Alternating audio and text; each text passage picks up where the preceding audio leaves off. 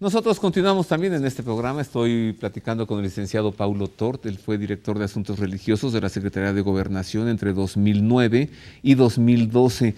Tú estuviste, ¿no, Paulo? Entonces en la misa del 12 de diciembre, la primera misa en la Basílica de San Pedro, dedicada a la Virgen de Guadalupe, allí. Y cuando el Papa dijo, voy a México. Sí, fue para escuchar el anuncio oficial, por eso estuvimos, porque fue una representación para escuchar el anuncio oficial de que venía el Papa Benedicto a México. A Guanajuato. A Guanajuato, así es.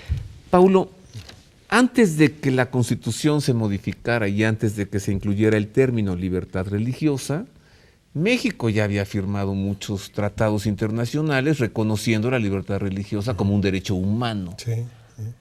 ¿Algunos de ellos cuáles son? Sí, menciono Yo tres. recuerdo el Pacto de San José, por ejemplo. Fundamentalmente la Declaración Universal de los Derechos Humanos. De la ONU. La Convención Internacional sobre la Eliminación de todas las formas de discriminación racial de 1965. La Convención Interamericana para prevenir, suprimir y erradicar la violencia contra la mujer. Pacto Internacional de los Derechos Civiles y Políticos de 1966. Convención Americana sobre los Derechos Humanos de 1981. Básicamente, todos estos instrumentos internacionales en materia de derechos humanos hacen mención específica del derecho fundamental de la libertad religiosa y la definen como aquella libertad de todas las personas y ciudadanos de practicar la religión de nuestra preferencia de manera individual o colectiva, pública o privada, como también de no practicar ninguna religión. Sin que seas obligado. Ser creyente sin religión o ser un agnóstico o ateo. ¿Cuál es la situación actual a partir ya de esta modificación en el artículo que reconoce, el artículo de la Constitución, la libertad religiosa como un derecho humano? ¿Cuál es la situación actual hacia los medios de comunicación? Algo que se ha hablado 1000 veces, ¿no? Se habla mucho, se compara mucho a México con otros países, sobre todo identificados como en el bloque de países desarrollados, pero yo hablo siempre a favor de la ley de acciones religiosas.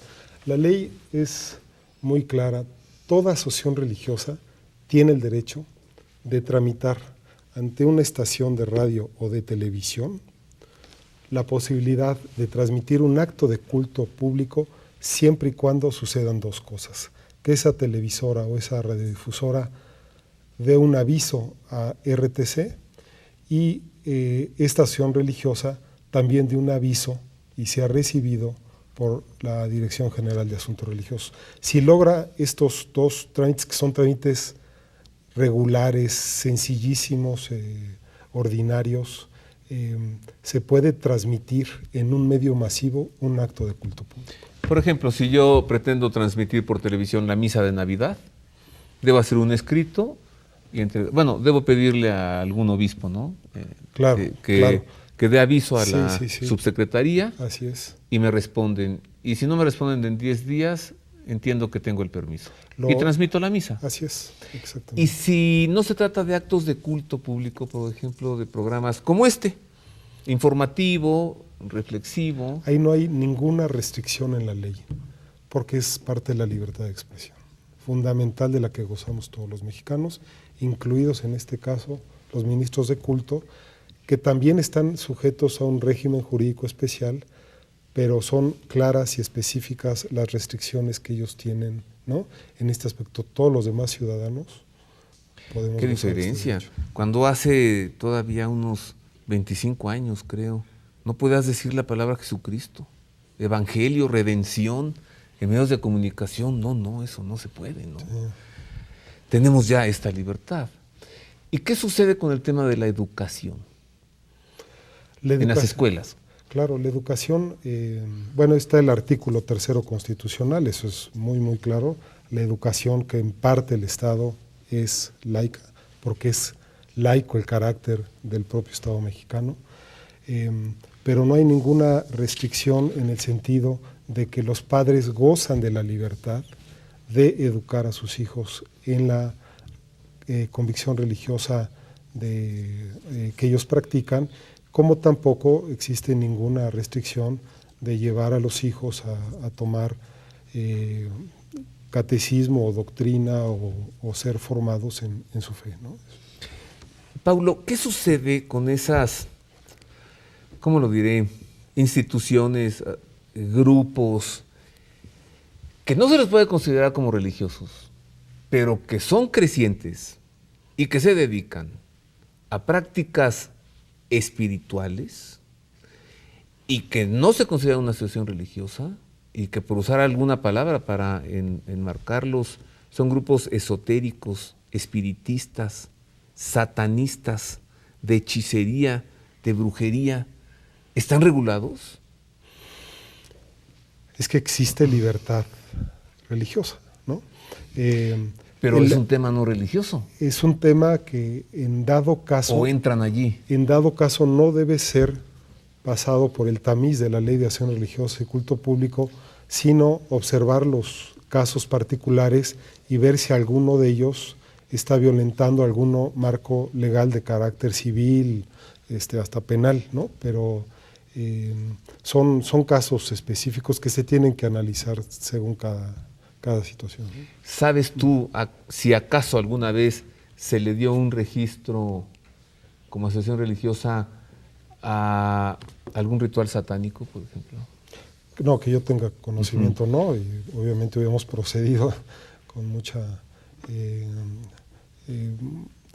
con mucha definición, pero... ¿Y si algún grupo dijera que el diablo es nuestro Dios?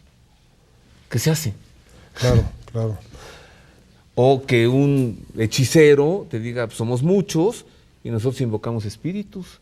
¿Y a ustedes qué les importa saber a qué espíritus invocamos si no es de este mundo, es del más allá? Bueno, es que la ley la ley no especifica, la ley es muy clara para poder otorgar un registro constitutivo y en ese sentido quien cumple esos requisitos de ley se le otorga su registro. Hay nuevas expresiones que han obtenido registros constitutivos hace muchos años, ¿no? Y bueno, pues hay que analizar los casos particulares.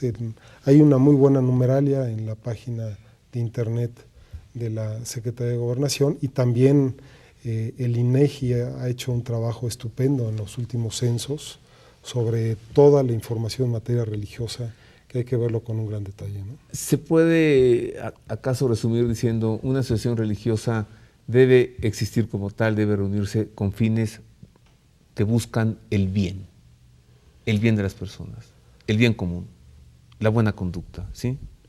Todas las comunidades de fe, en una generalización razonable, son gente de bien que trabaja por el bien de este país, por el bien de las familias y de las personas, ¿no? Muchas gracias, Paulo. Gracias a ti. Gracias, de veras. Tenemos esta ley que, como ve, es una gran cosa tenerla. Gozamos en México de libertad religiosa. La Constitución la garantiza. Le voy a presentar enseguida algunas expresiones del nuncio apostólico de su santidad en México, Monseñor Christophe Pierre.